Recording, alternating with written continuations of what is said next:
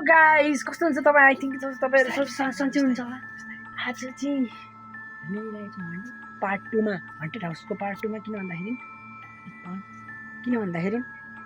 भन्दाखेरि चाहिँ अस्तिको पार्ट पुरै कन्टिन्यू हुन सकेको थिएन किनभने मलको स्टोरेजको कारण र अनि त्यो भिडियो चाहिँ म हाल्नुलाई भन्दै थिएँ किनभने त्यो डिलिट भइसकेको छ र फेरि अर्को भिडियो बनाउन गइरहेको छु। यहाँ चाहिँ धेरै पहिलेका सामग्रीहरू छन् पहिलेका बाजेहरूकासँगका र यो घर चाहिँ मेरै हो होइन।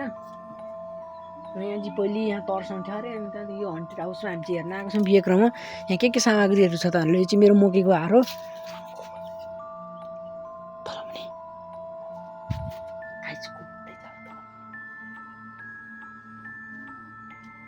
सुन्न सक्नुहुन्छ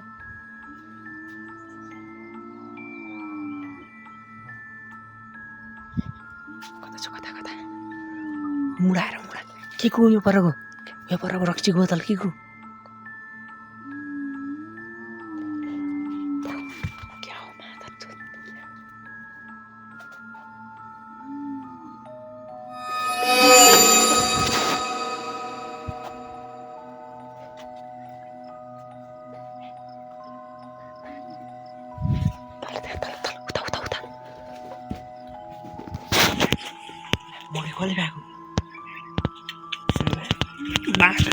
बाघ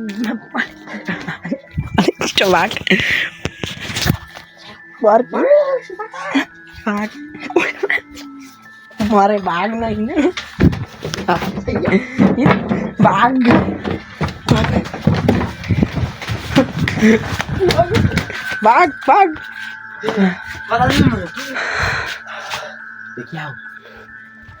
क्या गाइस तर्सा यार